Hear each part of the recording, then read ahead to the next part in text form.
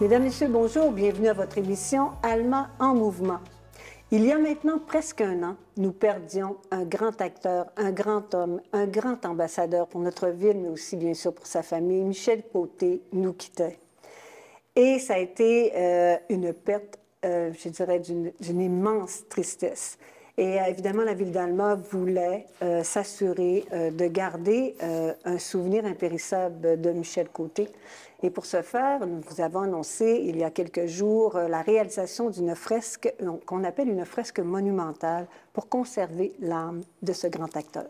Avec nous aujourd'hui, pour en parler plus longuement, pour parler de Michel, je reçois l'un de ses frères, Danny Côté. Bonjour. Bonjour, Danny, ça va bien? Oui, ça va bien. Je suis très contente, Danny, que tu aies accepté notre invitation.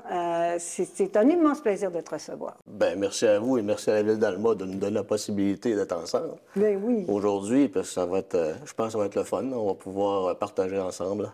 Tout à fait. Merci beaucoup à toi et les conseillers de nous inviter ici à cette belle rencontre. Ça nous fait plaisir. Puis écoute, Danny, je parlais d'entrée de jeu, je disais comment Michel, c'était un grand homme, Michel, c'était un homme qui avait des valeurs tellement profondes, puis c'était un homme de famille, parce que moi, je l'ai entendu souvent parler de vous autres, ses frères, sa mère, Janine, ton père. Tu sais, Michel, c'était vraiment quelqu'un de très, très enraciné. Non, absolument. Mon frère... Tu sais, il faut toujours se rappeler d'où ce qu'on vient, hein, parce qu'on est né dans une famille journalière. On veut pas, il n'est pas né dans une famille grandiose. Ça fait qu'il a fallu qu'il fasse ses preuves toute sa vie.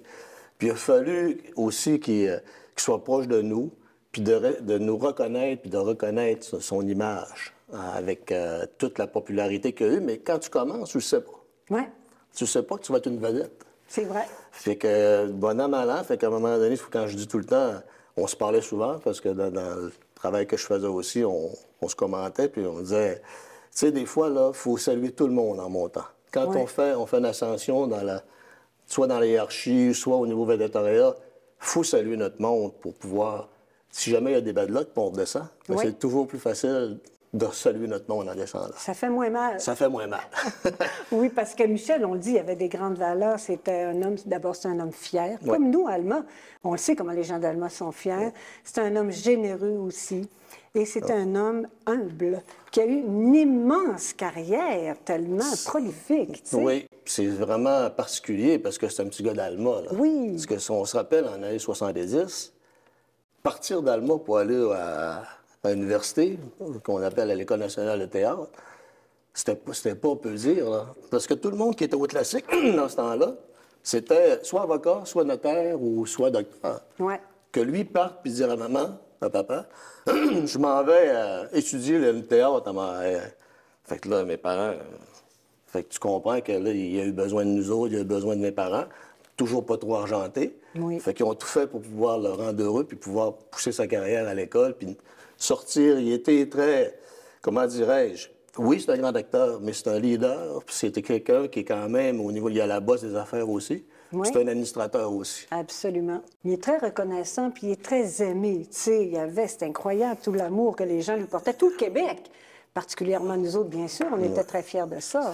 Il y avait un charisme qui... je ne suis pas capable de te dire pourquoi il y avait un charisme comme ça, mais partout ce qu'on pouvait passer, c'était pas simple. Tu sais, on disait tout le temps, c'est pas évident de partager ton frère aussi au peuple québécois, là. Parce qu'on n'était pas capable, nous, d'aller, mettons, on dit, on va au crapaud. Je dis au crapaud. On n'était pas capable d'avoir une conversation de frères ou de la famille, s'il fallait le faire à l'extérieur. Mais ça, regarde, ça fait partie de la relation de la gloire. Parce qu'il disait tout le temps, quand je sors, il faut que je m'attende à ça. C'est vrai. Puis tu sais, Danny, nous, la Ville d'Alma, le conseil municipal, on a voulu rendre un hommage particulier à Michel. On veut conserver sa mémoire. Puis pour conserver sa mémoire, tu le sais, on t'a contacté, tu as été la première personne qu'on a contactée. On a eu l'idée d'une fresque, puis on trouvait ça important que la famille, évidemment, soit associée à tout ce projet-là. Puis quand on t'a rencontré, bien, tu nous as parlé de toute l'humilité de Michel, parce que tu trouvais ça gros aussi, une fresque, hein? Bien, c'est parce que la première réponse que je t'avais dite, j'ai dit, mais il y en a d'autres qui sont bons aussi. J'ai dit, tu sais, il y en a d'autres comédiens, il y en a d'autres comme ça. Pourquoi Michel? Puis tu m'avais répondu parce que c'est un gars qui est quand même humble, puis il mérite d'avoir sa place là. J'ai dit, nous, ça va être un privilège, puis vraiment un honneur de pouvoir regarder cette fresque-là le restant de nos jours. Oui. Puis quand on a parlé aussi aux enfants à Montréal, c'était wow! Parce que, tu sais, à Alma, qu'il y ait une fresque, je suis pas sûr qu'on en a beaucoup, là. C'est une première. Fait que, tu comprends? Fait que pour eux, ils sont habitués dans les grandes villes, mais à Alma, qu'il y ait une fresque de leur père, c'était vraiment quelque chose d'extraordinaire. Reconnaissant de toute la vie qu'il a vécue aussi, de la carrière qu'il a eue, de la famille, de ses racines, tu sais, c'est tellement des belles valeurs. Oui, puis il était fier de ses enfants aussi. Là. Fier de ses enfants. Puis, tu sais, en parlant de ses enfants, nous, on a eu l'opportunité, la chance, le grand bonheur de travailler avec Maxime Leflaguet, tout au long du processus, parce que c'est un processus qu'on voulait d'abord. D'abord, on voulait le travailler avec la famille, parce que ce qu'on va livrer, on veut que ça vous... que vous le reconnaissiez là-dedans aussi. Absolument. La famille a choisi la photo. Puis après ça, Maxime est sur le comité là, pour voir quel sera l'artiste qui sera choisi. Oui. On souhaite qu'évidemment, en tout cas, qu'il y ait le plus possible peut-être un artiste de la région. Peut-être, on le souhaite, parce qu'il va pouvoir mettre ses couleurs régionales. Oui. Pour voir, parce que des fois, quand on a un artiste qui ne vient pas de la région, il ne comprend pas trop comment on est ici au Lac-Saint-Jean. Puis je pense que ça va être pris en compte aussi oui, là, sur le comité. Je pense que oui, j'ai très confiance. Puis de toute manière, on a prévu à l'intérieur du devis qu'il y ait une participation, au moins au niveau d'un assistant qui provient de la région de Saguenay-Lac-Saint-Jean. Je pense que Michel serait bien content de ça. Absolument. Puis en même temps, c'est très intéressant qu'on ait la chance de pouvoir participer pour reconnaître Michel, parce que des fois, ça peut prendre une tournure différente. Mais au moins, on a la chance, vous nous donnez la chance de pouvoir mettre notre grain de sel dans ce beau projet-là. Absolument.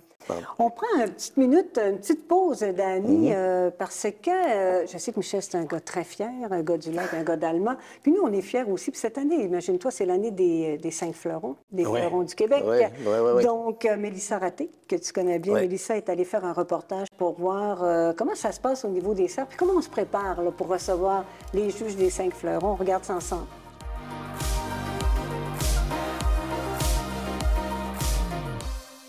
Aujourd'hui, on vous amène au cerf Belle de Jour, situé à Saint-Nazaire, évidemment, pour vous permettre d'en savoir un petit peu plus sur toutes les étapes de création en vue de la prochaine saison estivale. Et vous allez voir que ça travaille assez fort.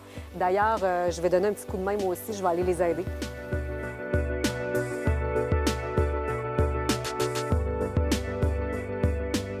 En compagnie de Myriam, horticultrice à la ville d'Alma. Myriam, merci d'avoir accepté l'invitation. Comment vas-tu? Je vais bien, merci. On peut dire que c'est un travail qui s'échelonne sur une année au complet pour vous autres. Même si l'été est fini, là, on recommence pour la nouvelle saison estivale. Oui, dès le mois de septembre, nous, on commence la planification des fleurs. On a des plans avec les plates-bandes, avec la quantité de fleurs qu'on a besoin dans chacune. On va faire nos commandes. Durant l'automne, ils vont être envoyés en appel d'offres. Oui. Et après ça, durant tout l'hiver, une fois qu'à partir du mois de janvier, février, ils vont commencer à les produire.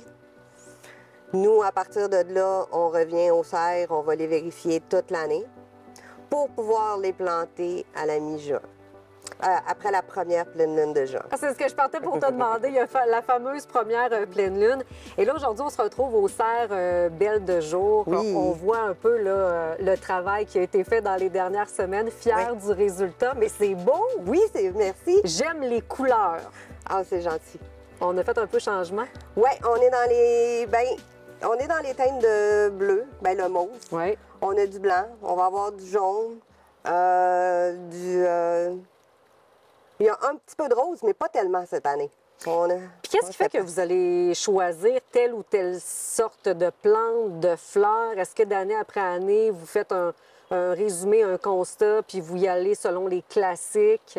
Bien, dans le fond, là-dessus, il y a un gros travail de création. Oui. Hein? Il y a aussi connaître les fleurs, les essences, qu'est-ce qu'elles donnent.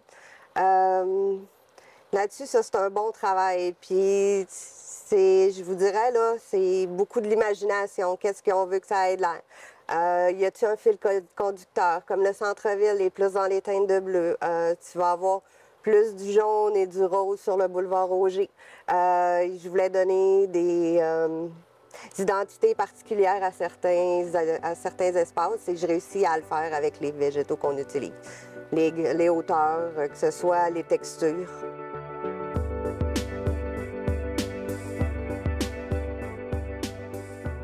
Dans le fond, ton aménagement est déjà fait sur l'ordinateur pour en arriver à, oui, après ça, planter ce qu'on veut. Moi, je vais le faire autant en dessin qu'avec l'ordinateur. Je vais utiliser l'ordinateur. Moi, nous, à la ville, on a la chance de pouvoir commander ce qu'on veut. Fait que je vais utiliser les catalogues de fleurs pour me dire, je veux cette pétunia-là. Bon, est-ce qu'elle va avec ça? Je me prends souvent, moi, je vais prendre des photos. Les informations, la hauteur, la grosseur, est-ce qu'elle tombe, quelle couleur qu'elle est, puis tout ça. Pour que ton aménagement, toi, soit parfait. Là. Puis sur mon écran, je vais mettre les différentes photos avec les différentes hauteurs. Fait que quand je l'ai mis, je l'ai dans ma tête, bien, je sais à peu près de quoi il va avoir l'air sur le terrain. Est-ce qu'on a une fleur emblématique pour cet été? Oui, cette année, c'est le Cosmos Apollo White, qui est le Cosmos blanc. Oui. C'est une belle fleur qui n'est pas très dispendieuse, qui va un peu aller bouger dans le vent. Ballotter dans le vent, oui, okay. Très délicate. Ça, c'est le genre de fleur qu'à chaque été que vous présentez, c'est la fleur qu'on peut aller se procurer justement pour mettre chez nous, pour que ça devienne une harmonie partout sur le territoire. Oui. Qu'est-ce qui te passionne dans ton métier? J'ai la possibilité d'aménager des parcs ou des espaces verts. Cette année, l'été dernier, j'ai eu la possibilité de travailler sur un projet de bac nourricier au Parc Labrec. On a décidé aussi d'en mettre 2 à la bibliothèque pour que tu puisses faire de la sensibilisation. C'est un projet qui est autant horticole que d'agriculture urbaine que communautaire. Fait que pour moi, c'est trippant.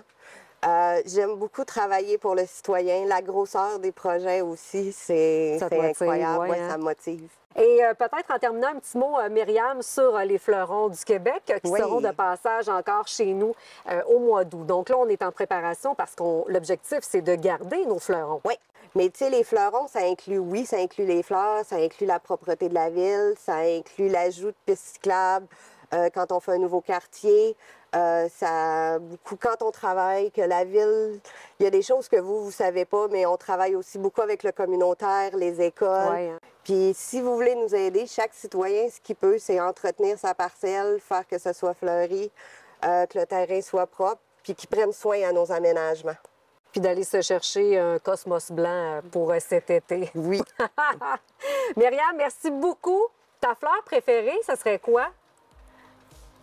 Oh mon Dieu, la question à 100$ pour ouvert. La pivoine. La pivoine, ah wow, quel bon choix. Myriam, merci beaucoup. Bon été. Merci.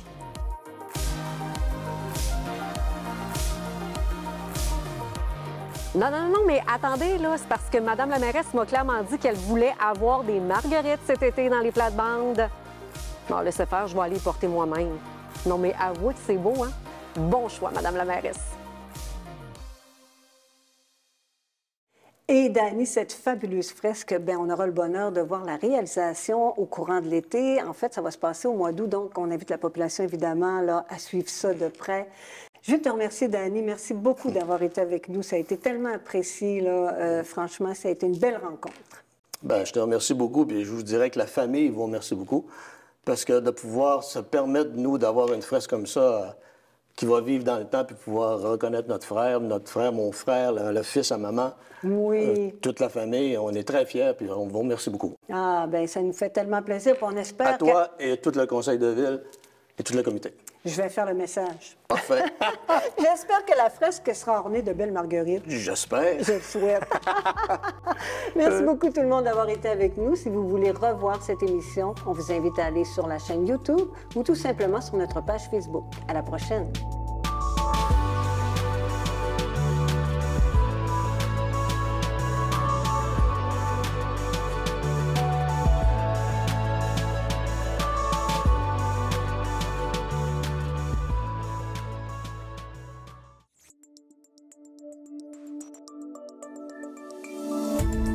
Cette émission d'Accès est appuyée par Cogeco et est rendue possible grâce à la collaboration de la communauté avec Nous TV.